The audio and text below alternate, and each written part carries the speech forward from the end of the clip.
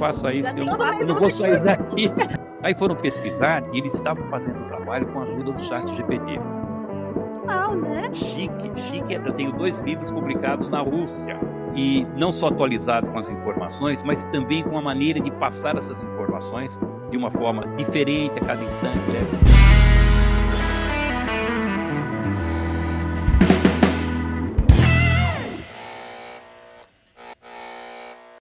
Fala, pessoal! Mais uma quinta-feira, às 6 horas da tarde, aqui com vocês, reafirmando o nosso compromisso de te entregar conteúdos da mais alta qualidade, para te ajudar na sua carreira, no seu empreendedorismo, na sua vida também, na sua vida pessoal, por que não? Experiências Contam quer fazer parte da sua trajetória. Tatiana Souza por aqui? Daiane Andrade por aqui. Boa tarde, boa noite, hora que você estiver assistindo esse vídeo. Hoje a gente tá aqui, eu e a Tati, assim, ó, um pouco preocupadas, né? Porque a gente vai conversar com uma pessoa que tem muitos anos de experiência em comunicação. Vou fazer aquela básica cola, que vocês sabem que minha cabeça não decora tudo, né? Mas ele é mestre em ciência de comunicação e professor de oratória há 50 anos. Ele tem aí na sua carreira, ele melhor do que eu para falar, 37 livros, mais de 1,5 milhão de cópias vendidas em 39 países. Hoje a gente está com nada mais e nada menos de que o Reinaldo Polito. Olá, super bem-vindo. Eu que agradeço esse convite honroso que vocês fizeram. Muito prazer estar aqui. Eu tenho que agradecer, aliás, o Marcel, que falou conosco, né? O Espadoto. Ele veio aqui. Beijo para você, Marcel. Para nós. Falei, eu super quero. E hoje, quando eu separava os livros, porque tem que aproveitar essas oportunidades para mostrar os livros. Claro. Forma boa de divulgar. Aí eu pensei, se eu não levar o livro que eu escrevi para a turma do Espadoto, ele me mata, que é o Vivi, Vendi, Vencer. Então tá aqui, Espadoto, olha, cumprida a missão. Arrasou. Sensacional. E aqui, gente, a gente segue sendo audaciosas, né? Um mestre da ciência da comunicação, porque além da comunicação, é a ciência por trás da comunicação. Mais de 40 anos, 50 anos de carreira, e a gente tá aqui, eu e a Dai, audaciosas, entrevistando logo ele. Olha, fique à vontade, tá? De nos corrigir, de fazer disso aqui uma aula pra gente, né? Porque a gente tira proveito. Sempre. Interessante você ter falado sobre isso. Fala assim, você fica corrigindo as pessoas. Normalmente não. Porque o que vale na comunicação é essa característica natural e espontânea. Aquele que consegue explorar aquilo que ele tem de melhor na sua comunicação, mesmo cometendo erros, às vezes até elementares, essa naturalidade faz com que ele se projete de uma forma positiva. Se nós pegue, por exemplo, 3, 4 dos grandes oradores que você conhece, não vai encontrar um igual ao outro. Cada um, ele é bom por isso, porque cada um tem a sua característica, tem o seu jeito, mesmo às vezes cometendo erros técnicos de comunicação. Então, se nós pudéssemos fazer aí um joguinho, eu poderia dizer o seguinte, é preferível cometer erros técnicos de comunicação e falar com naturalidade a acertar na técnica com artificialismo. O ideal seria falar com técnica e naturalidade, mas se não puder, fale sem técnica e com naturalidade que vai ter muito mais resultado. Sensacional. Adorei. Olha, já começou. Sinto-me melhor. Adorei, já obrigada por isso. Mas conta pra gente, como que começou a sua carreira, como que você se descobriu comunicador, apaixonado pela comunicação? Conta pra gente lá desde os primórdios. Cuidado com esse tipo de pergunta. Desde os primórdios, quantas horas de programa nós temos? Bom, você é de Taubaté. A gente segura o diretor ali depois. Você é de Taubaté. Taubaté. Eu sou de Araraquara. Araraquara, interior de São Paulo, melhor da vida interior. 274 quilômetros da capital. Mas muito cedo eu vim para São Paulo, com menos de 2 anos, morava no bairro do Tatuapé. E quando eu falo isso, pouca gente conhece. Fogão a gasolina. Já viu fogão a gasolina? Você conhece fogão a querosene, fogão a gás, fogão a lenha, né? Mas a gasolina não. E tinha fogão a gasolina. E era um tamborzinho de gasolina e ele não podia ficar dentro da cozinha por causa do cheiro. Então tinha um caninho que levava para a parede do lado. E essa parede dava num banheiro que tinha ao lado. E o meu pai, periodicamente, fazia manutenção desse bujãozinho, ou botijãozinho. tirava aquela gasolina suja para não entupir e depois colocava nova. E numa dessas eu acompanhei, pequenininho, e tinha isqueiro, eu falo isso, a garotada não sabe, tipo binga. Já ouviu falar em isqueiro binga? Então marca aí para ampliar o seu vocabulário. É um isqueiro assim, que ele tem uma rodinha. E aquilo não funcionava. Eu peguei aquilo, fui e comecei a bater lá no bidê e acendeu. E eu assustei, joguei, caiu dentro da gasolina que estava lá. Aquilo pegou fogo, a porta estava fechada. Meu Deus! E com aquela fumaceira toda, e meu pai tentando encontrar a saída, pegar a porta, e eu ali no chão, ele tentando me agarrar. Então eu fui vítima desse acidente e fiquei com queimaduras de 3º grau. Meu Deus! Bom, fiquei 3 meses hospitalizado com essa questão da queimadura. E o trauma foi tão grande que eu fiquei mudo. E só depois de algum tempo eu voltei a falar, mas totalmente gago. Eu não pronunciava nenhuma palavra inteira. Você estava com quantos anos?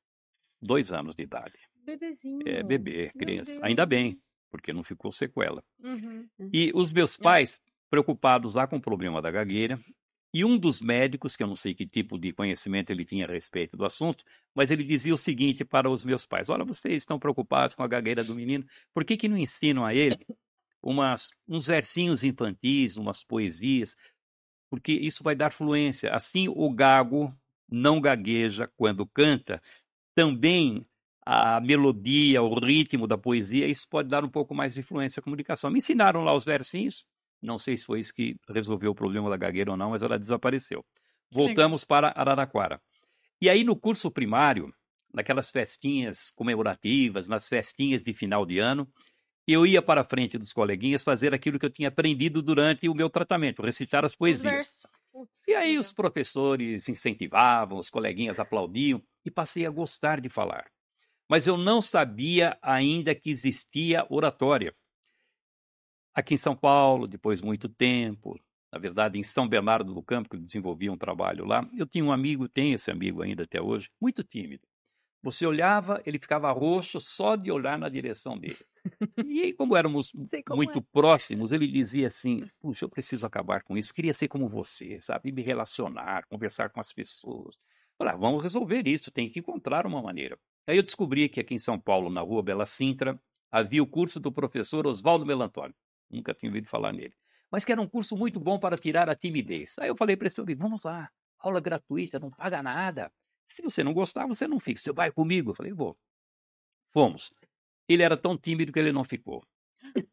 Mas eu, que nem tinha pensado no assunto, quando eu conheci o professor, a escola dele, a dinâmica, eu fiquei emocionado com aquilo. Eu falei, como é que pode existir uma atividade como essa e eu desconhecer? Fui para casa, virava de um lado ou do outro, só pensando naquela bendita daquela aula.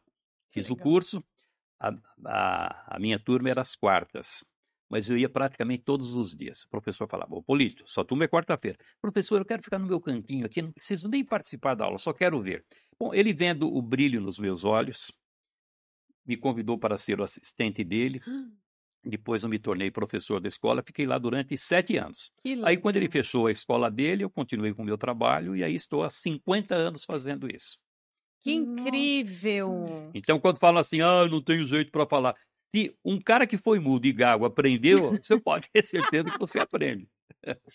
E que legal que é a lição, né? Foi um trauma, né? As queimaduras, mas talvez se não fosse, não teria tido os versinhos e não teria tido... Essas desgraças ajudam muito na vida. Não é? A minha filha, a Raquel, dá aula comigo há 25 anos. Tem 11 livros publicados. Ela é um craque, ela é uma fera em comunicação. O que aconteceu com a Raquel? Ela era muito comunicativa, muito expressiva, tocava saxofone, conversava com todo mundo. Ela teve uma paralisia facial, metade do rosto dela ficou paralisado.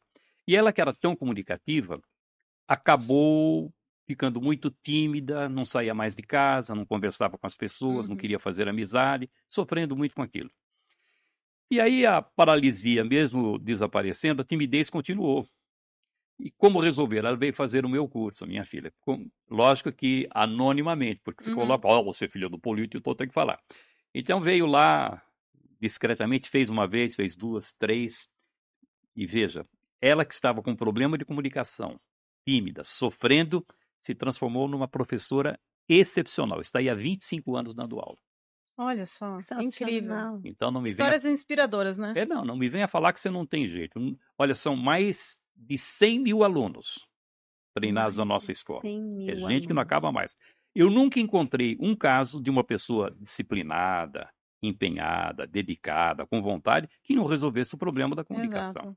E é legal pegar esse gancho, porque hoje em dia, por conta da internet, e pelo amor de Deus, não desmerecendo todos os trabalhos e conteúdos que são desenvolvidos e elaborados para a rede social, mas tem muitos professores que colocam lá 50 mil alunos, 40 mil alunos, mas de forma online, que dá uma aula para várias pessoas.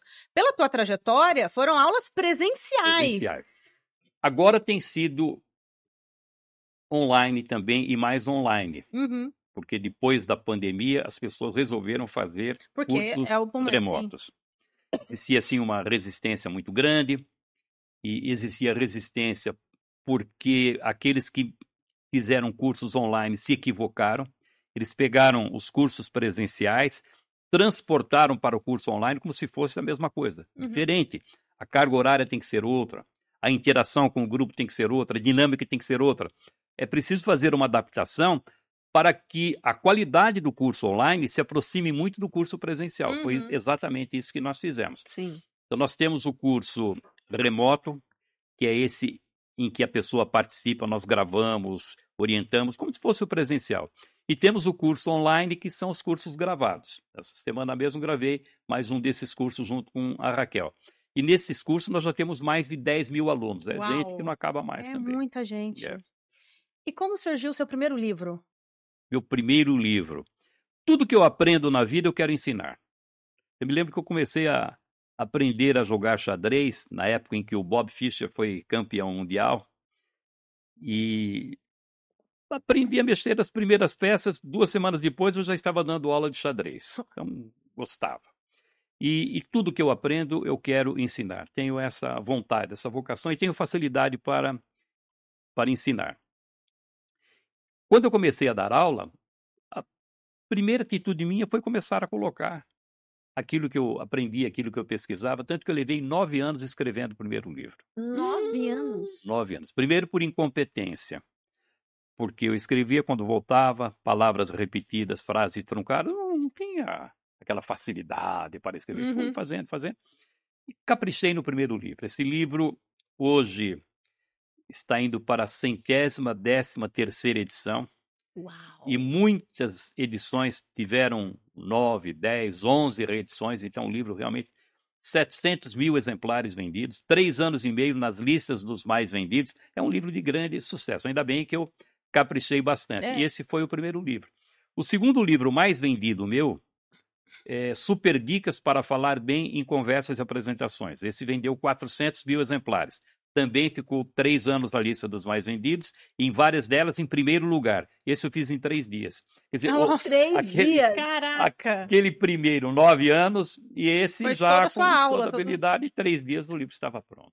E vendeu 400 mil cópias. 400 mil cópias. E esse livro tem uma história muito interessante, porque eu comecei a escrever para jornais, sites, revistas, e fui descobrindo que a linguagem tinha que ser solta, leve. Porque, por exemplo, na internet, se você vai lá, tem um texto muito durinho, você vira a página e vai embora. Perde o leitor com muita facilidade. Se a linguagem for mais atraente, mais levinha, opa, você continua. Então, eu fui desenvolvendo uma habilidade para escrever com essa leveza. Aí eu pegava os meus livros e comparava, parecia outro autor.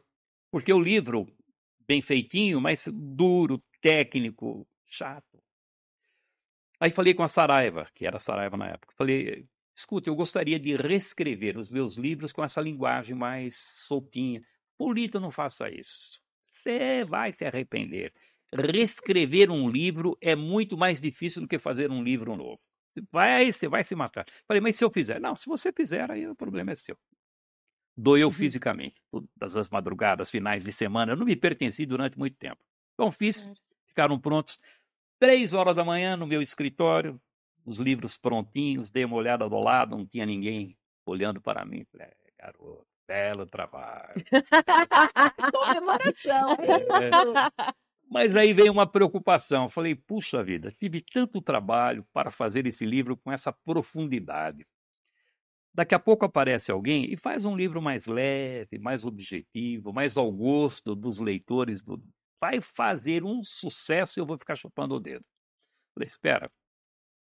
Vai aparecer? Não, esse cara já apareceu. Eu só estou preocupado com isso porque não eu. Eu mesmo, exato. Naquela hora eu comecei a reunir o material, por isso que eu fiz em 3 dias, eu fiz o livro. Bom, ficou pronto, projeto inteirinho meu. Tamanho, número de dicas, quantidade de toques por dica, tudo. Levei na Saraiva e falei, olha aqui, se fizer vai fazer sucesso. Toparam. Explodiu. Imediatamente nas listas dos mais vendidos. E aí o olho da editora cresceu. Falou, Polito, você tem que fazer outros super dicas. Falei, não, eu só falo de um assunto na vida que é comunicação, oratória. Porque começa a falar de liderança, dessas matérias todas que estão por gestão, dá para falar, é só escrever. Mas aí você me perguntou, Polito, o que você faz mesmo? Então, hoje ninguém tem dúvida que eu sou professor de oratória. Falei, então eu vou fazer o seguinte, como o projeto é meu, eu vou coordenar essa série e vou buscar os melhores autores para falar da sua atividade. Daí fui pegando um, outro, 30 títulos publicados nessa série. Vendeu mais de 1 milhão de exemplares a série. E eu tive o privilégio de colocar na mesma lista dos mais vendidos da Veja 6 títulos do Super Dicas. Então, na mesma lista dos mais vendidos, simultaneamente, 6 títulos. Isso é para colocar num quadro e comemorar o tempo todo. Então, essa história, esse livro está também em 39 países. E foi publicado na Itália com o título de I Super Consigli Parlare Bene per Convincere Etteri Protagonista. E se deu muito bem lá. E aí o dono da editora falou, nós poderíamos publicar outros. Aí eu passei a coordenar a série e Super Consigli na Itália. Então aqueles que vendiam mais aqui eu mandava para publicar na Itália também. Que chique, né? Sim. Não. Sensacional, né? Chique. Eu tenho 2 livros publicados na Rússia. Uau! E aí, como que funciona? Agora eu curiosa. E eu vou falar como funciona. É um barato. Você pega o livro e abre e não entende uma palavra do que você escreveu. Será que passa? Será que eles traduziram certinho? Agora com a inteligência artificial, com o Google, você põe lá, ele traduz na hora, mas quando ele foi publicado, não. Eu me lembro que eu peguei aquelas letrinhas para descobrir se o nome era meu mesmo, né, que estava lá em cima. Os livros do exterior, eles são levados por agentes literários. Então, você tem um agente literário, uma agente literária, por exemplo, vai na feira de Frankfurt. Então, tem lá milhares de expositores com aquelas barraquinhas. Aí as editoras passam, vão verificando quais são os títulos disponíveis, e aí quem se interessar vai e faz a publicação. Então, os 2 livros na Rússia saíram assim, de uma exposição na feira de Frankfurt. Que incrível! Incrível. Imagina o seu orgulho, né, de olhar um filhinho seu ali de horas e horas, noites e noites, né? Você falou que gosta de escrever à noite. Em 39 países. Cara! Deixa eu contar uma, falando em orgulho de filhinho. Não sei se vocês foram para Milão. Ali do lado da Duomo tem a galeria, que é famosíssima, todo mundo quer conhecer a galeria. E dentro dessa galeria tem uma livraria chamada Risoli. Linda, maravilhosa. Eu passava em frente e falava, puxa, mas que legal alguém que tem um livro numa livraria como essa. Meu Deus. Quando o livro foi publicado na Itália, o Super Consigli, algum tempo depois eu fui lá e a editora fica perto de Milão. Quando eu passo em frente à livraria, o meu livro exposto lá na vitrine, assim, de ponta a ponta. Orgulho. Eu quase desmaiei, eu beliscar, falei, mas será que é o meu mesmo? E aconteceu mesmo na Espanha, na FENAC, quando eu cheguei em frente à FENAC, tinha uma pilha do meu livro, Como Hablar Bien en Público. Estava lá e o livro foi muito bem vendido também. Na Rússia, o livro também entrou nas listas dos mais vendidos. E na Itália eu tenho vários livros publicados. Um deles é Conquistare, Influenciare Bene, Conquistare, Parlare, Influenciare Bene. E esse livro, na editora, foi o mais vendido na Itália também.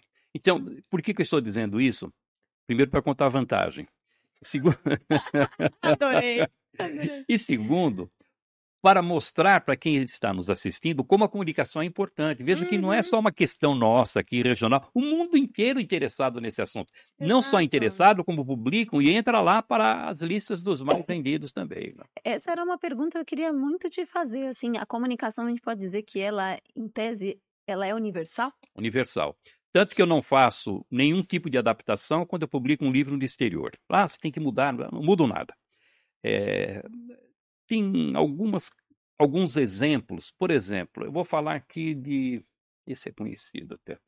Vamos falar de José Sarney, por exemplo. Tem um exemplo do José Sarney, um discurso que ele fez. Quem é José Sarney na fila do pão? Ninguém sabe quem é esse cara lá fora. Então, nesses casos, eu tiro esses exemplos mais regionais, mais caseiros, e coloco exemplos mais universais, porque aí atende um público maior. Mas o resto é tudo igual, não muda nada. Que interessante. Interessantíssimo.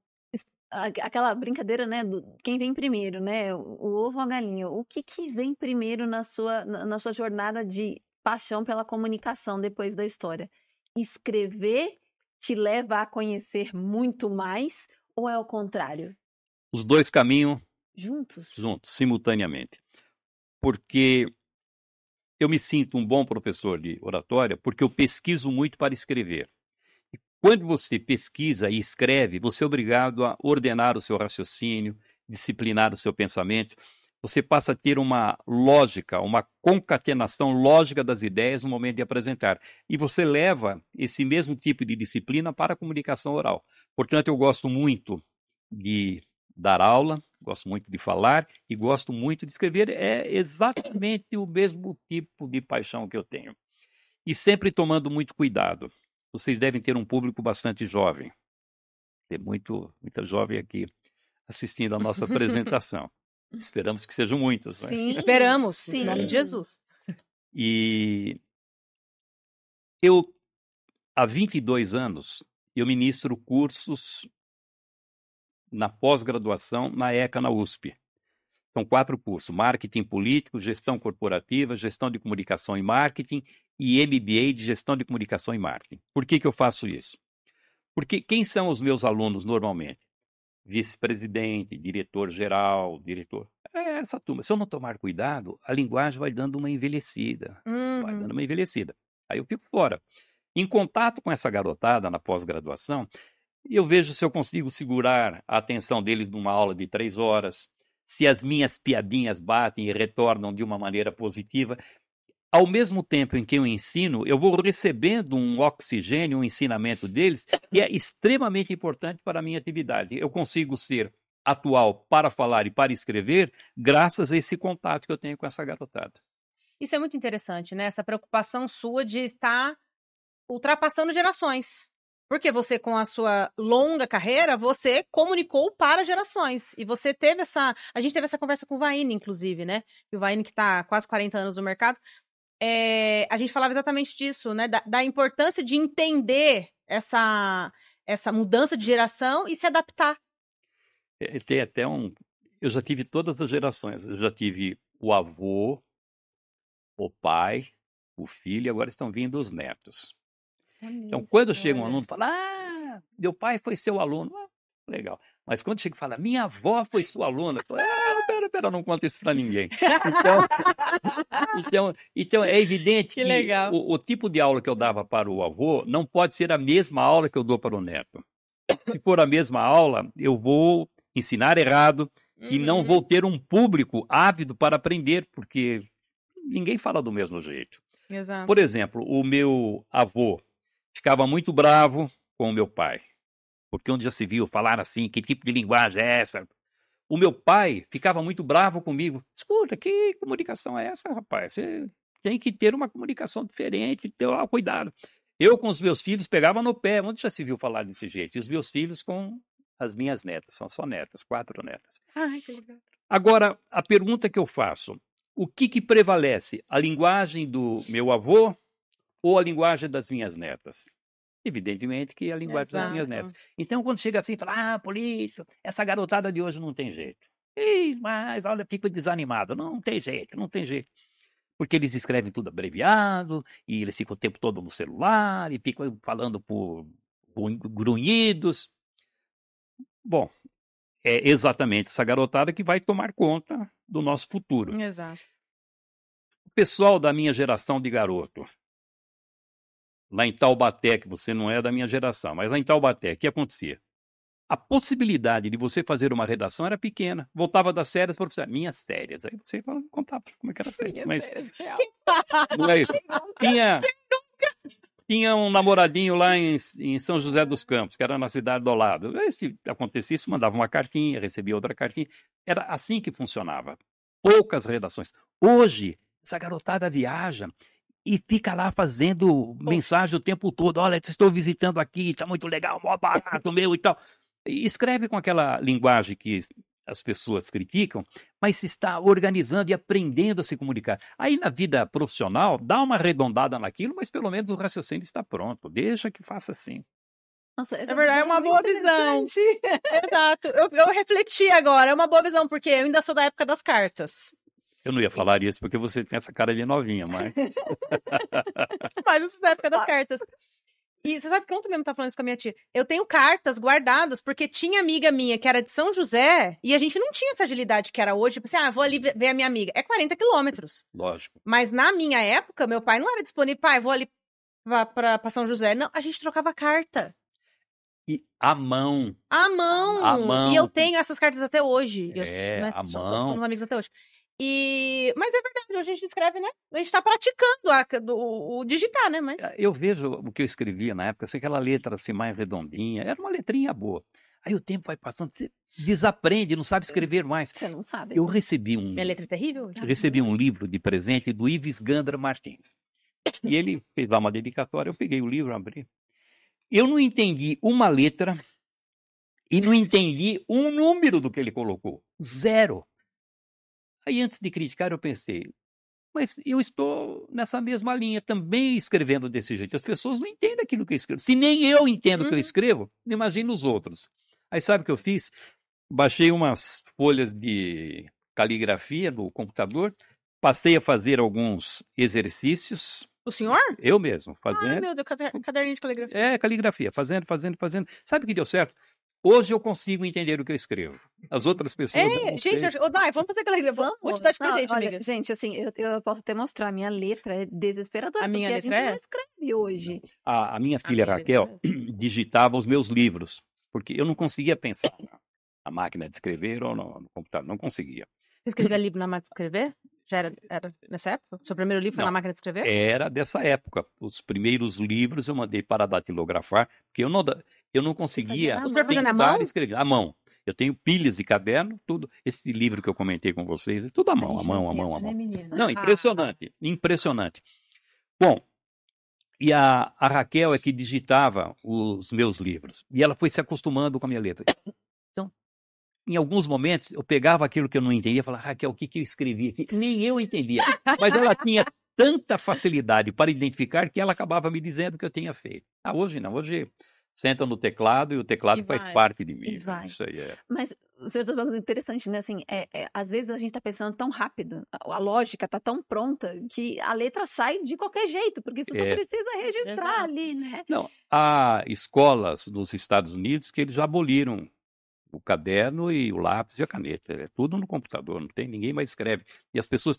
Tanto que alunos que não sabem entender letra cursiva. Sim, já li sobre isso. Então não consegue. Letra cursiva, exato, não entende letra cursiva. Tipo, de não saber o que... De não saber que tipo de letra é. Agora, não tem. Não adianta ter nostalgia. São momentos que vão passando, e nós temos que nos adaptar a essas mudanças todas aí, que é o que eu procuro fazer sempre. O fato de eu escrever 5, 6 textos por semana na grande imprensa me obriga a ficar atualizado o tempo todo. Eu tenho que saber tudo aquilo que está acontecendo. E não só atualizado com as informações, mas também com a maneira de passar essas informações de uma forma diferente a cada instante, leve.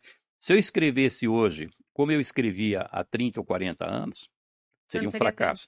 Se eu desse aula hoje, como eu dava aula há 40, 50 anos, seria um fracasso, porque muda. Hoje a comunicação é muito mais leve, ela é muito mais solta, ela aceita um pouco mais de humor, a ironia pode estar presente, você pode levar para a situação formal muito do que você faz no dia a dia, naquela linguagem informal. Antigamente, não. Você ia para a situação formal, aquela linguagem, aquela postura. Tinha até que impostar a voz, né? Chato demais. Aliás, eu uso esse termo com a minha filha, que faz teatro. Falei em Rui Barbosa hoje. Rui Barbosa foi um cara importante. Mas sabe por que eu brinco com isso? Uma vez eu escrevi um texto no UOL, fiquei 17 anos escrevendo no UOL. E aí escrevi um texto sobre o Rui Barbosa. E o cara falou assim, não vamos publicar, não.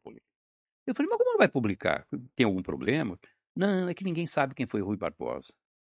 Eu falei, mas uma ótima oportunidade para esses caras saberem quem foi Rui Barbosa. Mas a molecada não sabe, Polito. Então, mas eu acabei publicando. Então, eu faço a brincadeira, mas muita gente não sabe quem foi Rui Barbosa. E se o Rui Barbosa aparecesse hoje, ele seria um fracasso. Um grande orador baiano, que não foi um grande orador, desculpem os baianos, mas foi um péssimo orador. Eu convivi com o professor Silveira Bueno, que foi um dos maiores filólogos do país. E era um prazer conviver com o professor Silveira Bueno. Ele tinha 93 anos de idade, ainda reescrevia os livros. Tem mais de 60 livros publicados. Um dia levei o Silveira Bueno para fazer uma palestra na minha escola. E era um evento, falei, se for, 93 anos, foi lá. 34 minutos de palestra. Que espetáculo, que show, que maravilha, que emoção, impressionante. E ele aproveitou para contar essa experiência que ele teve com o Rui Barbosa. Ele falando que muita gente tem em conta grandes oradores que não foram grandes oradores. Então ele cita o Rui Barbosa. Ele tinha sido criado na Itália e tinha uma fala meio italianada. Então, se alguém conheceu o professor Silveira Bueno, vai se lembrar agora. Ele dizia assim, o Rui Barbosa não tinha essa inflexão de voz. Quando ele começava a ler, porque nunca fez outra coisa senão ler, ele começava a ler e falar num tom a 1/8 acima do normal em que ele se expressava. E durante 2, 3 horas, com aquela voz de tenorino, batendo nos ouvidos da gente, sem nenhuma inflexão de voz, sem nenhum gesto, nada. Era de morrer, era de matar a gente.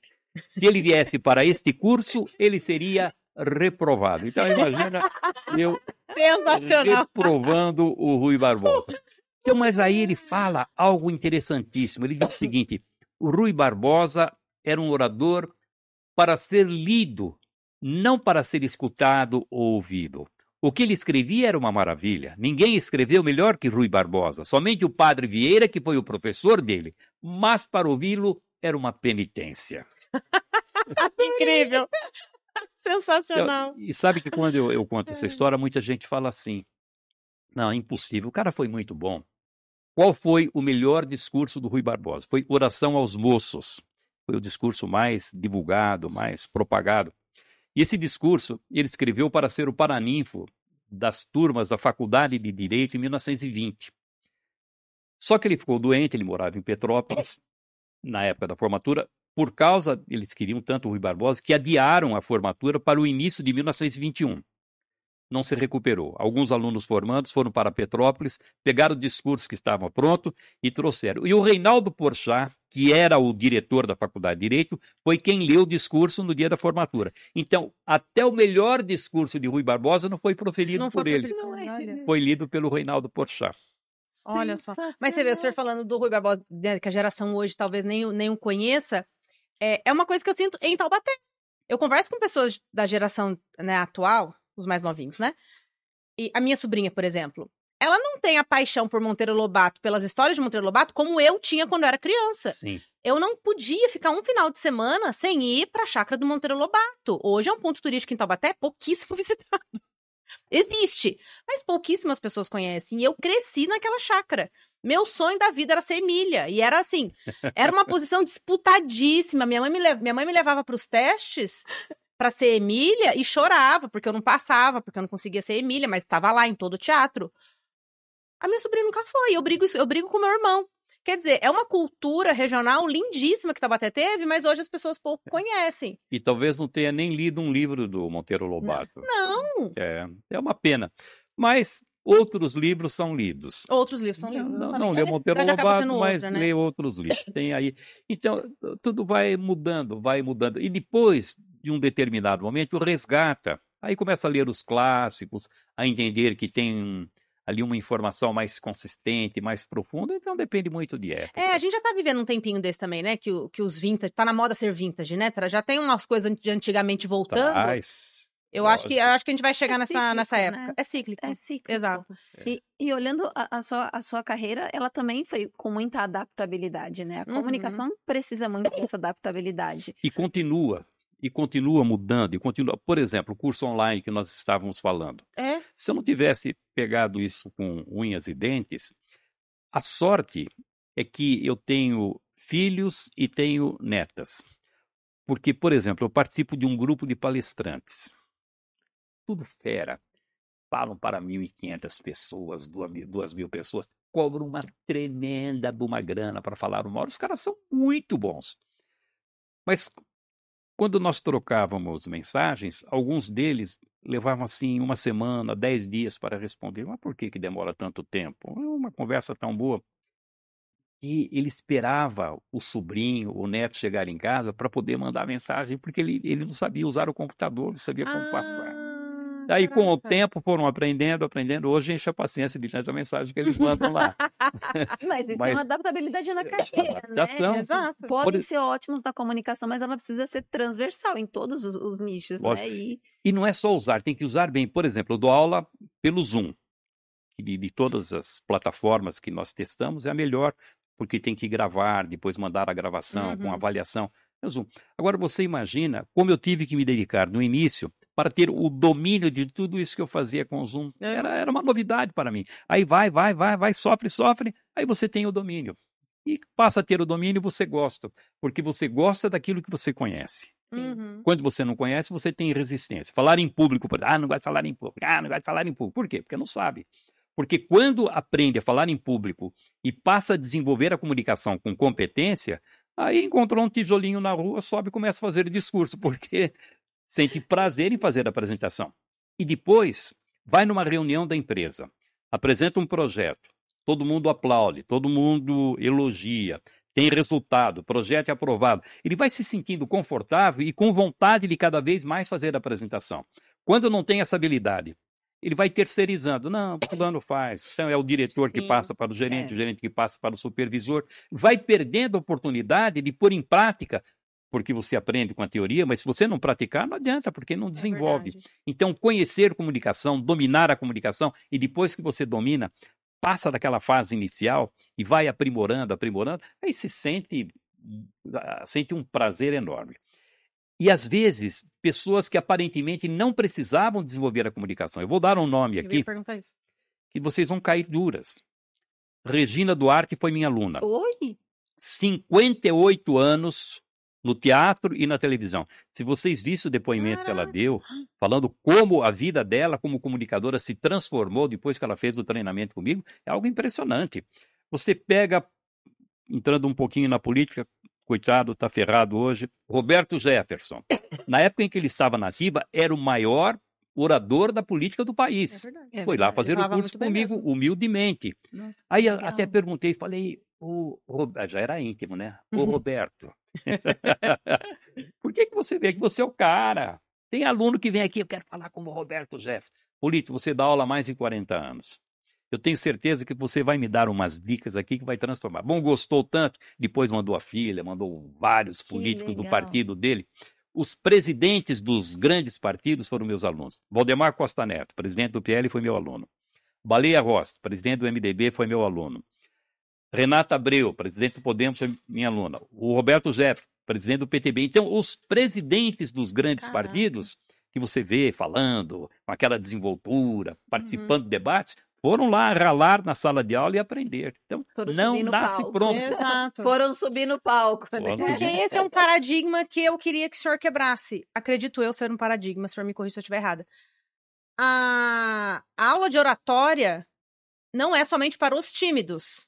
Não. Quem, porventura, fala bem, não é tímido, né? É desinibido, é aquela pessoa que gosta de falar na frente. Não necessariamente é um bom comunicador.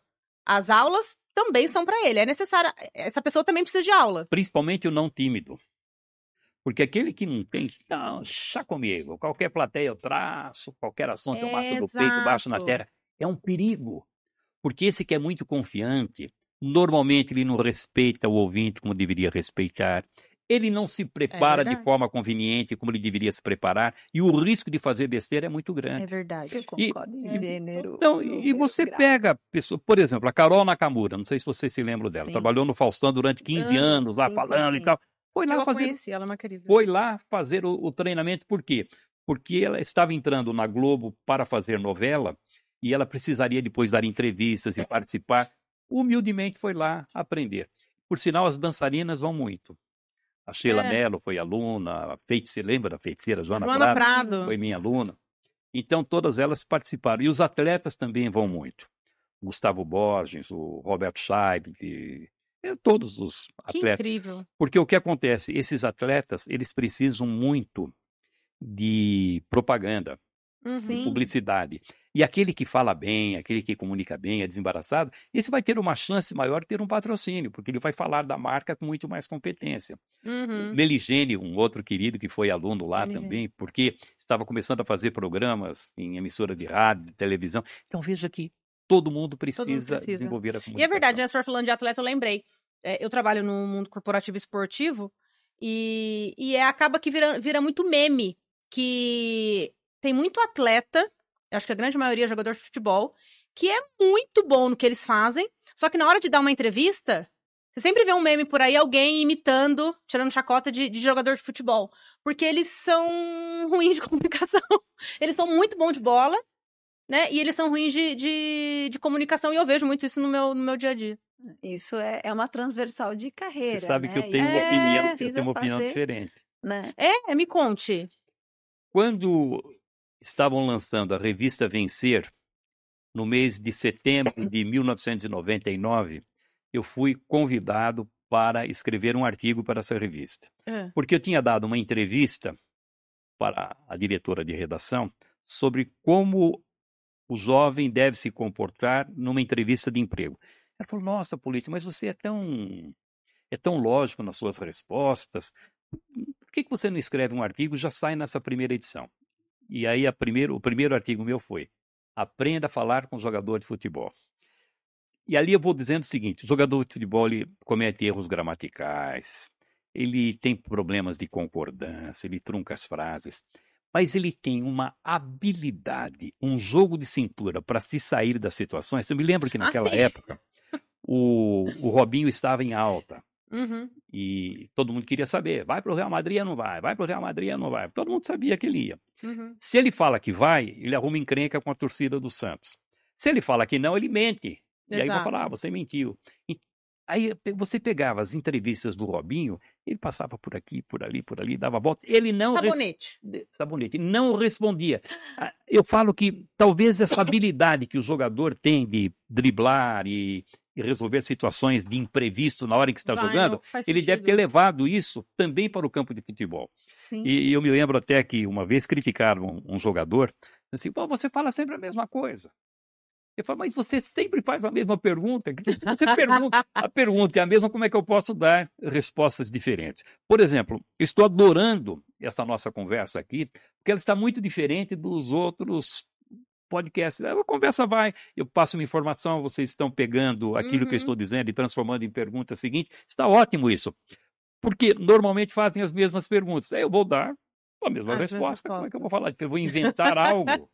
Recebemos o elogio. Muito obrigada. Muito obrigada por isso. É verdade. Você pode verificar que quando foge um pouquinho da pauta, vai tendo um pouco mais de dinâmica, vai ficando muito mais interessante. E aquele que está ouvindo é como se ele estivesse participando da conversa. É verdade. Aí não dá.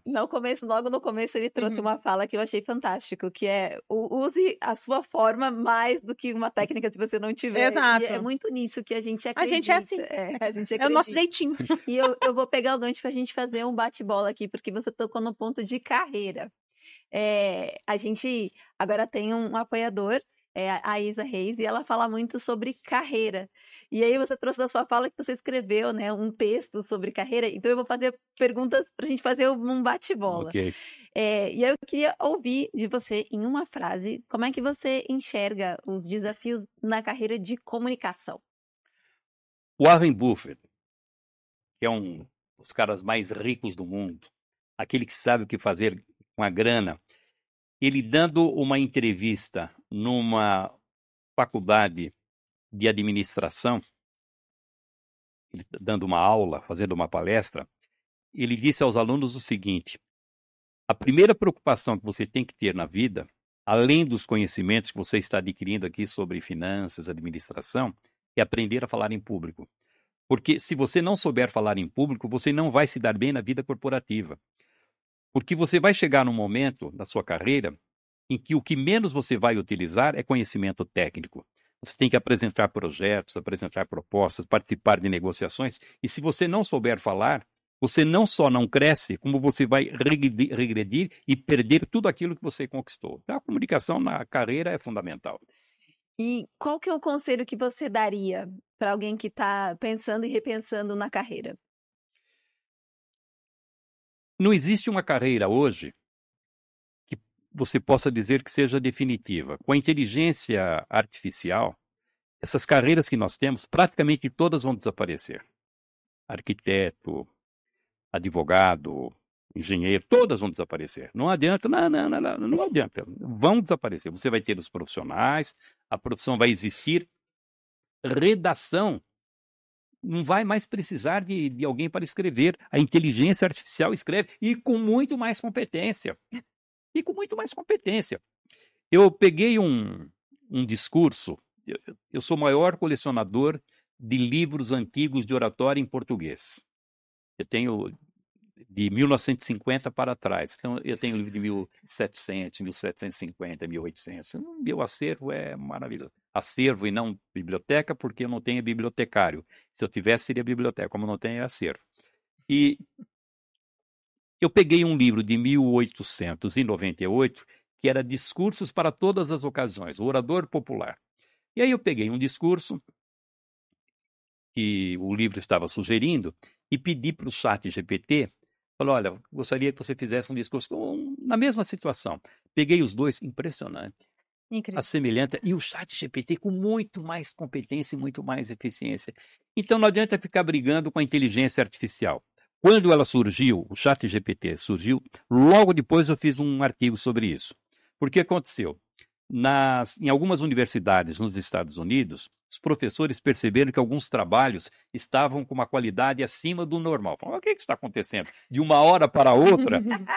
Aí foram pesquisar e eles estavam fazendo o trabalho com a ajuda do ChatGPT. Aí houve uma divisão. Alguns proibiram a utilização. Então, fecha o circuito, aqui não entra ChatGPT. Outros pediram que os alunos começassem a escrever o trabalho em sala de aula, faziam o rascunho e deixavam lá. Depois eles completavam em casa. Mas se a qualidade do trabalho da casa fosse muito diferente daquela que eles estavam fazendo em sala de aula, o trabalho seria recusado. E outros fizeram o seguinte, vamos trazer o ChatGPT, a inteligência artificial, para dentro da sala de aula, porque no dia a dia, nas atividades profissionais, eles vão utilizar. Olha, se eles vão utilizar, por que não utilizar bem? Eu me lembro das calculadoras, quando surgiram portáteis, na faculdade os professores proibiam o uso da calculadora. Não, tem que fazer à mão, tem que calcular à mão.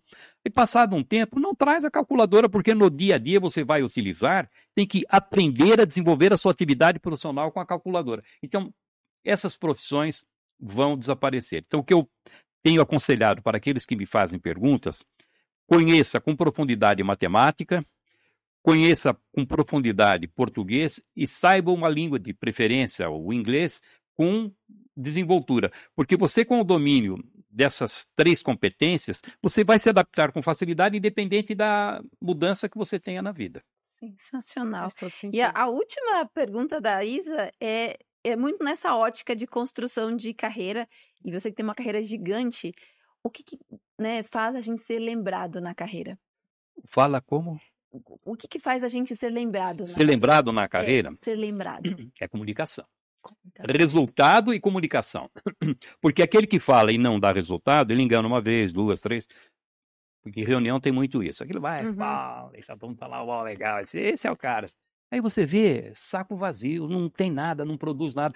Aí ele vai enganando. Chega uma hora que as pessoas percebem que está fora. Então é preciso você ter uma comunicação eficiente, mas é preciso corresponder àquilo que você está falando e apresentar resultado. Quando você consegue essa conjugação de comunicação e resultado, aí ninguém segura. Sensacional. Perfeito. Então, perfeito. Isa, a gente super agradece as suas perguntas para nós, né? Foi muito positivo, a gente aprendeu bastante coisa. E para você que está buscando aí como é que a gente olha um pouco mais para a carreira, procura aqui na tela o link e vai bater um papo com a Isa também. Então, e veja, alguém que possa orientar na carreira. Porque o jovem hoje ele fica meio perdido. Afinal de contas, o que ele vai fazer na vida? Exato. Que tipo de carreira ele vai abraçar?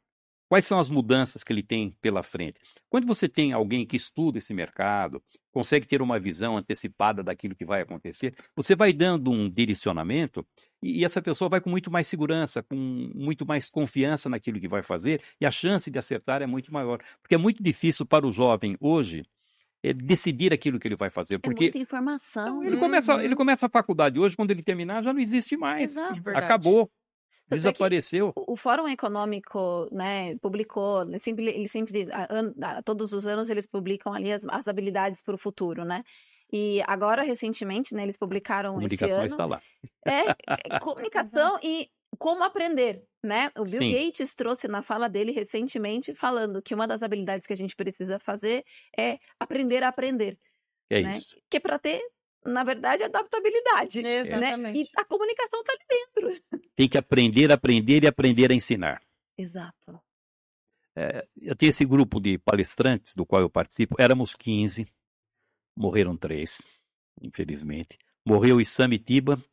Isamitiba, um psiquiatra, quando fizeram uma pesquisa, ele foi o terceiro citado. Era Jung, era o segundo. Quem foi o segundo? Bom, ele era o terceiro. Então, era a competência dele. Então, foi a Dulce Magalhães, que era uma mulher maravilhosa, morreu novinha, 50 anos. O Marco Aurélio, também, que foi um ícone aí no mundo corporativo, em RH. Hoje somos 12. E nós escrevemos alguns livros corporativos e os direitos autorais vão para uma instituição. Por exemplo, escrevemos Super Dicas para Ensinar a Aprender, dentro daquela coleção que eu coordeno. E é um livro utilizado na rede pública pelos professores. Olha. Como é que eles vão aprender de tal forma que eles possam ensinar melhor. Então, cada um dos palestrantes fez ali um capítulo e ficou muito interessante. Até falando em direitos autorais para a fundação do professor Marins. E o professor Marins tem um caso interessante, um outro livro curioso que nós lançamos sobre liderança. E fizemos um lançamento desse livro, também coletivo, Direito Autoral para a Unipaz. E fizemos o lançamento na Saraiva, quando existia a livraria Saraiva, lá no Shopping Morumbi. Dos 15, 10 compareceram. Então você imagina, esses palestrantes renomados, tinha muita gente, lotou aquilo, tinha muitos seguidores. Aí colocaram uma mesa, agora você imagina, 10 palestrantes, microfone na mão, sem tempo determinado e falando aquilo que queria. Eu tive a sorte de ser o terceiro, porque vai um fala da Unipaz, vai outro fala de liderança, vai outro fala do grupo de palestrantes. Bom, foram falando. E o professor Marins estava sentado na última cadeira, na ponta da mesa, e começou a chamar a atenção, porque um falava uma coisa, o Marins fazia assim, ou seja, roubaram aquilo que eu ia falar. E a outra, roubaram. Aí começou a chamar a atenção, as pessoas olhando com aquela expectativa, o que é que o Marins vai falar quando chegar na vez dele. E falaram, chegou a vez do Marins.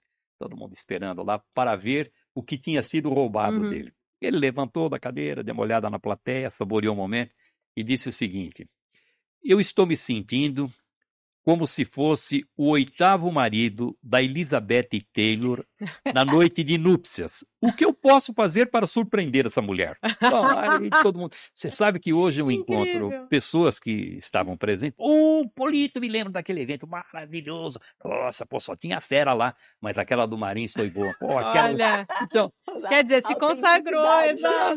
ninguém lembra de nada do que foi falado, mas essa tirada, essa sacada do Marins foi muito boa. E para ele deve ter sido, gente. E agora, né? Que, Tipo, como é que eu saio daqui, né? eu saio daqui. Olha só.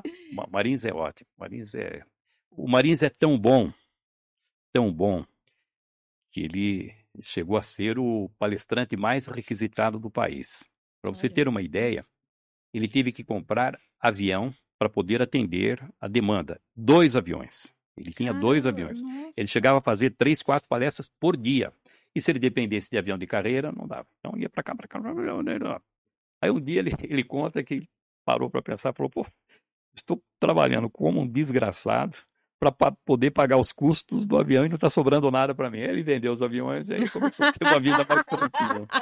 Mas ele ainda hoje é um dos grandes palestrantes aí, é um extraordinário palestrante, comunicador. Hoje a comunicação, principalmente nas redes sociais, né, é muito rápida, né? E talvez tenha ali uma profundidade que não chega no detalhe do detalhe do detalhe. Como é que a gente incentiva os jovens? Tire o cavalinho da chuva. Tire o cavalinho da chuva. É só pegar os estudos que foram realizados recentemente para ver o tempo de atenção das pessoas. Então, nas mídias sociais, o tempo de atenção é de 14 segundos. Nossa, eu ia falar 30, já de Não, viu? você com 40 segundos de fala, você tem menos de 40% de atenção, já caiu, desaparece. Então, aquele que quer fala muito longa, passar vídeos longos, achando que isso vai encantar, não adianta. Pega nas redes sociais, você tem a medida lá, quando você publica e vê a audiência. Começou, vai alto e vai caindo, vai caindo, vai caindo. Então, é preciso aprender a falar curtinho. Ou então, você pode falar muito, e aí entram as técnicas que nós ensinamos no curso. Como é que você faz para segurar a atenção das pessoas por um tempo maior, para aumentar essa atenção, para recuperar essa atenção. Aqui nós não podemos nos movimentar, mas a movimentação física é um dos recursos que você tem. Você está falando aqui, aí o ouvinte vai criando aquele foco de atenção, fica viciado. Ele não presta mais atenção. Você tem que sair daqui e ir para o outro lado. Quando você se movimenta, a impressão que vai dar é que foi uma outra pessoa que chegou ali para tratar de um outro assunto. Traz a atenção de volta. Ficou lá um tempão. O ouvinte se esqueceu. Começa a cair de novo, você volta para cá. Então, essa movimentação física, a mudança na inflexão de voz, ajuda a segurar a atenção. Outra. Perfeito. Quando você pode utilizar recursos visuais, audiovisuais. Elaborou a sua apresentação. Sentiu que pelo jeitão do grupo, num determinado momento, vai ter uma queda de atenção. Já prepara uma tela interessante. Você está falando? Projeta. A atenção que está em você se volta para a tela. Explica os números, os gráficos. Passou aquela explicação. Muda o rumo da conversa. Atenção, vai para você. A apresentação fica dinâmica, movimentada. E aí, numa situação como essa que estamos aqui, então você tem, primeiro, mudança de voz. Eu estou falando, daqui a pouco vocês entram. Mudou a voz. Passado um tempinho, volta para mim. Mudou a voz. Então, essa mudança de voz é um gatilho importante para você ter novas interações. E também, num determinado momento, se eu pego um assunto e vou desenvolvendo, chega uma hora que o foco de atenção fica viciado. Você tem que chegar num determinado instante, interromper o que você está dizendo, contar uma história interessante, fazer uma brincadeira, interagir, fazer uma pergunta. É uma novidade. E o pensamento que estava fugindo, ele volta para verificar que novidade é essa. Pensamento voltou, retoma o raciocínio e tem o público novamente à disposição. Então veja que a atenção é pequena, principalmente do jovem, porque o estudo mostra o seguinte, os jovens estão assistindo cada vez mais vídeos e os idosos cada vez menos vídeos. Só que o jovem, ele assiste mais vídeos mais curtos. E o idoso, embora ele assista menos vídeos, ele tem um pouco mais de paciência para vídeos mais longos. Então, quanto mais baixa a faixa etária, você pode publicar os vídeos, você pode, mas o tempo tem que ser curto. E quanto mais idoso for, você pode dar uma esticadinha de 1 minuto, 1 minuto e meio, que vai ter ali, que gente. Sensacional, viu? Somos. Concluir que... Somos. Ô, Polito, uma curiosidade, gestão de tempo. Gestão de tempo para... Vamos lá, você está Você é colunista de vários meios de comunicação. Sei. Pode listar aí, porque eu não ouso a falar o nome dos meios de comunicação, que são vários. Você alimenta sua rede social, palestra, dá suas aulas, tem os seus cursos online, escreve os livros nos bastidores, ele já falou que ele gosta de escrever de madrugada. Como que é gerenciar tudo isso? Não tem muito segredo. Eu, por não exemplo, dormir. Eu, por exemplo, gosto muito de escrever à noite. A noite é muito produtivo, não tem telefone, não tem interrupção, então eu escrevo, eu sou muito produtivo. Então, eu resolvo o problema de escrever os livros e escrever os artigos de madrugada. Fim de semana também eu uso normalmente o sábado e o domingo para escrever. E sempre dormi muito pouco. Eu posso ter que levantar cedo, por exemplo. Hoje, para estar aqui, tinha que levantar cedo. Tem que acordar pelo menos 2 horas antes para não perder. Então, se você vai acordar às 8 horas da manhã, mesmo dormindo às 4, eu acordo inteiro. Nossa. Sem problema nenhum. Aí surge a oportunidade, eu vou, encosto a cabeça e durmo. Mas eu não tenho essa preocupação nem com comer. Eu vou almoçar 3h30, 4 horas da tarde, sem problema nenhum. Então, não tenho problema com comida. Eu tomo água como remédio, porque eu não sinto sede, mas eu sei que eu tenho que tomar. Veja só. Viu? Tem um serzinho de você. Viu? Essa aqui não toma água. Não, e tem que tomar. A garrafa dela tá ali, tá? E me pegam tanto no pé que toma água. Então, eu tomo mais como remédio. Aí eu vou pelo menos uns 3 ou 4 copos por dia. Então eu vou me virando assim. Agora, quando você faz o que gosta, faz com prazer, aquilo não é um peso, nada me obriga a escrever esses artigos. Nada me obriga a escrever esses livros. Nada me obriga a dar aula para gente chata. O senhor é colunista hoje de? Estadão, CBN, Jovem Pan, Diário de São Paulo, Go Air Business e da News. Camunha vai ficar uma vara comigo. Pesadinho, né, gente? Essas, né? Então, agora, quase nada, depois de tanto tempo, você vai adquirindo muita facilidade para desenvolver. O ponto é você encontrar uma ideia, o assunto. Apareceu o assunto, o artigo está pronto. Apareceu. E tem que ser algo atual que possa chamar a atenção, senão não vai ter. Então, tem que ter sempre um gancho. Vai falar sobre, muito, né? Por exemplo. Assim, todo dia você cria as colunas. Todo dia. E às vezes surge um assunto, eleição das últimas semanas. Isso é um prato cheio. O senhor está sempre ali criando conteúdo. Essa semana escrevi sobre as eleições nos Estados Unidos, tá? O que está acontecendo com o Trump e a Câmara. Então, ótimo. Tá aí, as eleições aqui também fazendo. Aqui tem que tomar cuidado porque as mídias não gostam muito que você fale de um, de outro. Se você critica, está criticando. Então tem que tomar cuidado. Tem que ser menos neutro. Tem que dividir. Mas os Estados Unidos pode falar à vontade que não tem problema nenhum. Então tudo aquilo que acontece pode se transformar num bom texto. Então qualquer texto é bom desde que bem elaborado. Agora precisa ter o gancho. Por exemplo, eu vou dar uma aula num texto ensinando sobre dicção. Como pronunciar bem as palavras. Olha, pronunciar bem as palavras é importante. Na segunda frase, perdi o leitor. Ninguém vai ter paciência. Não quero saber disso aí. Porque não tem. Primeiro que quem tem problema de dicção acha que não tem. Então, e depois eu não quero. Sotaque é um problema de dicção? Não quero saber dessas coisas. Não, sotaque não. Sotaque é porque há quem diga que quando você vai fazer uma boa palestra, você precisa ter a voz impostada. E não pesar tanto no sotaque. Então, olha só. Araraquara. Porque, gente, eu gosto de falar do negócio de sotaque, né? Eu sou criticado. O pessoal fica falando do meu porteiro, portão. Porta, aperta. Então, porque Araraquara tem 2 populações distintas, impressionante. Tem uma que tem um sotaque muito carregado e tem outra que não tem sotaque nenhum. A elite não tem sotaque nenhum. Adivinha de que lado eu nasci? Bem carregado. Agora, você imagina, como professor de oratória, orientando o aluno, você está torto.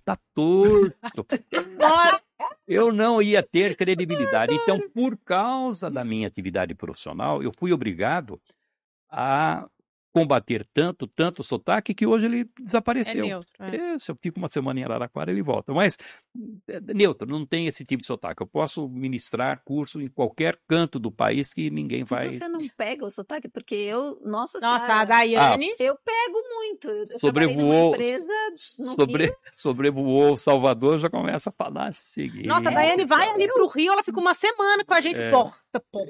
Tem muita gente assim. O que acontece? Fala assim, mas eu tenho sotaque meio acaipirado. É o sotaque do interior. Ainda hoje, as pessoas dos grandes centros imaginam que quem é do interior é honesto, é íntegro, é decente. Nós sabemos a picaretagem que tem em Araraquara, Taubaté e tantas Todo outras. lugar, Tem em no todo final do lugar dia. tem. Mas a ideia é essa. É do interior, é uma pessoa decente, puxa, ele é honesto. Então, veja só. Virou marketing. Se a pessoa tem um sotaque interiorano, é porque ela nasceu no interior. Se ela nasceu no interior, é porque é honesta. Se é honesta, ela tem credibilidade. Até para dar credibilidade à comunicação, às vezes o sotaque... Eu me lembro do Zé Dirceu, lá do Paraná. Quando chegava a época das eleições, aquele sotaque dele ficava cada vez mais carregado. Por quê? Era Porque ele intencional. sabia que com aquele sotaque ele ia conquistar mais votos. Você pega o Valdir Troncoso Pérez, que foi o maior orador da história do direito desse país. Ninguém foi mais eloquente que o Troncoso na comunicação. Lá de Vargem Grande Paulista. Aquele sotaque carregadíssimo. O Troncoso, com 50 anos atuando no Tribunal do Júri, não poderia ter corrigido o sotaque dele? Lógico que sim. Mas quantos julgamentos ele deve ter vencido por causa do sotaque? Por conta do O sotaque. sotaque Lula, né? não é problema. Tem que analisar o seguinte. O sotaque é tão carregado a ponto de as pessoas não entender aquilo que você está dizendo, porque às vezes dá a impressão que está falando uma outra língua. Aí tem que corrigir. Ou quando você fala com sotaque, você é ridicularizado por causa dele, aí tem problema. Sim. Ou você é visto com prepotência.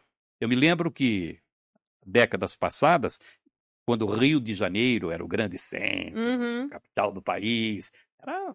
Nossa... Chegava um carioca lá em Araraquara falando, meu irmão, tal. Ele era visto como prepotente. É verdade. Então ficava a defensiva. Hoje já não existe mais isso. Então, se as pessoas entenderem, não ridicularizarem e não virem como prepotente, aí é uma questão pessoal se você vai mudar ou não. Eu geralmente falo para não mudar. Para não mudar. Porque senão você vai cortar as suas raízes, vai dar um trabalho enorme, e às vezes para ter um pioramento na comunicação. É verdade. É, porque daí não... é verdade, porque daí não fica natural, como o senhor falou no início, né? É isso. Fica aquela coisa... Então, até na televisão, na televisão hoje você já vê um sotaque interiorano aparecendo. É verdade. Igual a Dai quando tenta falar carioca. Não é, Dai. Não é. Mas Nós falávamos da Sabrina Sato. Como o trabalho foi intenso, não para melhorar a comunicação, que tirar o sotaque dela. Imagina, mulherão daquele, com o sotaque, fazendo aquele jeitinho de inocente, o homem é tonto, é o que ele mais quer. Então mas não é verdade isso? É verdade. Então o treinamento foi de tal maneira que ela melhorasse muito a comunicação, mas sem perder aquela característica. E aí faturando o mundo e o fundo. Tá? É Chegou verdade. Faturar aí 3 milhões, 4 milhões por mês, tá bom para você ou não? Não é? Viu, Tati? Não perca o E ainda mais sotaque, agora tá que vendo? ela... Tá, excelente, amei. Então é preciso tomar muito cuidado com mudanças, porque nem sempre a mudança é positiva na comunicação. Se agredir a naturalidade, normalmente ela vai exigir uma análise um pouco mais profunda, porque você pode piorar aquilo que você está fazendo. Eu procuro não mudar. Quando o aluno me procura, principalmente o aluno particular com quem eu tenho assim um pouco mais de proximidade, eu converso com ele durante uns 5, 10 minutos e depois de 50 anos eu consigo fazer uma análise completa na comunicação dele.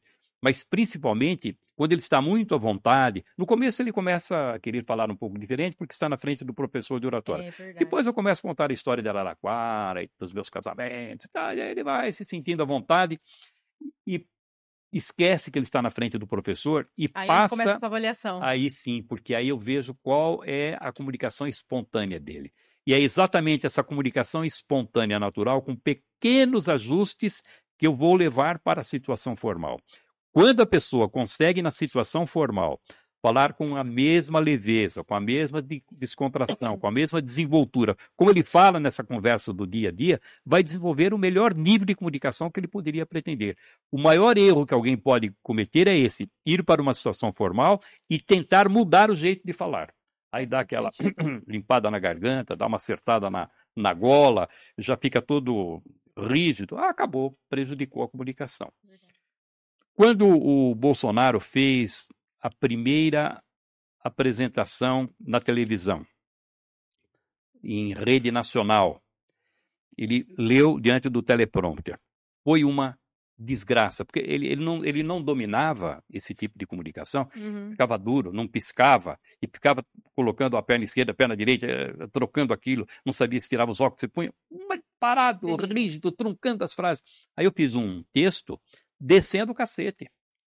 Porque no final eu disse o seguinte, se ele não tivesse feito a apresentação, ele teria tido muito mais vantagem, porque gastou dinheiro e ainda prejudicou a imagem dele. Sim. Com o tempo, ele foi desenvolvendo essa habilidade, e eu me lembro quando ele fez uma apresentação na ONU e usou o teleprompter, eu fiquei impressionado. Falei, acabou, ele mudou completamente, aprendeu. Hoje ele olha para o teleprompter, dá a impressão de que ele não está lendo aquilo que ele está falando, ele consegue ter um contato visual com a plateia, está gesticulando, faz a pausa no momento certo, não trunca a ideia, tem um ritmo agradável, pronto, aprendeu. Por quê? Porque ele começou a se apresentar com o teleprompter com a mesma leveza como ele falava quando se apresentava de improviso. Ele Aí a integrou comunicação aquilo à E com certeza foi essência buscar dele. conhecimento, né? Foi... Alguém deve ter orientado. Sim, Infelizmente acredito que não fui eu dessa vez. Aí. Dessa vez, não. Apesar que, dependendo do político, é melhor não passar, porque o cara cai numa desgraça, fala, foi aluno do político. Aí o marketing, melhor, o marketing né? O fica marketing invertido. é negativo, porque as pessoas confundem muito. Elas acham porque você deu aula para um político É verdade. que você abraçou aquela causa. Eu dou aula para gente de esquerda e da direita. Eu Exato. seria um imbecil se eu tivesse algum posicionamento ideológico quando eu dou aula. Não. Verdade. Lá naquela conversa inicial, senti que pende mais para a esquerda, vira a chavinha e vamos nessa. É o que ele tem que fazer para se sair bem. Tendeu mais para a Exato. direita, vira a chavinha e vai para o outro lado. Então não tenho nenhum tipo de problema. Pode vir. O importante é que venham os alunos. Exatamente. Exatamente. Exatamente. Seu Polito, eu ficaria horas conversando com o senhor. Não, só... Horas. Gente, aula e aula. Não, eu uma verdade. Vamos pedir um feedback depois da nossa desenvoltura? Eu vou Os contar pra vocês, bastidores. É. Não, feedback a gente guarda Olha, pra e gente. você sabe que com relação a feedback, tem uma característica no meu curso. Jamais, em hipótese alguma, eu aponto um erro do aluno. Nunca. Durante 50 anos, não aponto um defeito. Porque as pessoas têm muita facilidade de falar dos próprios defeitos. Onde você... eu tenho problema disso, tenho problema, não gosto da minha voz. 1 milhão de defeitos. Agora, fala da qualidade. Não consegue encontrar. E você só vai ter segurança na comunicação se você tiver consciência das suas qualidades e de seus pontos positivos. Aí eu vou mostrando ao aluno sempre onde é que estão os pontos positivos, onde é que são as qualidades. Quando ele toma consciência de que ele acerta na comunicação, os defeitos, normalmente insignificantes, eles vão desaparecendo.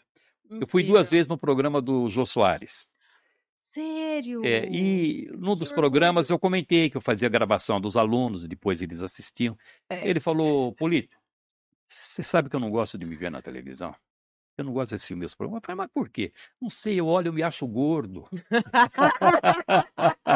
Jô Soares sendo Jô Soares, né? Que incrível. Gente. Seu Polito, foi uma honra receber o senhor aqui. Muitíssimo obrigado pela sua aula. Um papo super descontraído. Fiquei super feliz de receber e É um prazer ter muito essa aula grande. aqui gratuita do senhor. Vou querer fazer sua aula. Então, olha, só para encerrar, os três livros que eu agora acabo de lançar. Exatamente isso que eu queria falar. Passo eu a quero que o senhor olhe passo, para essa câmera aqui, aqui, e fale passo a dos livros. passo para falar bem em público. Esse aqui acabou de sair, um livro pela Literary Books, é um livro maravilhoso, muito arejadinho, um livro gostoso de ler, ótimo. Esse aqui é para pregadores, aprenda a falar em público com os maiores pregadores da história. Incrível. Nós fizemos recentemente uma palestra na Igreja Renascer, eles compraram 2.000 livros desse aqui. Então, Olha só. todos os pregadores que estão legal. utilizando esse Vou aqui. comprar o meu pastor. Tá vendo?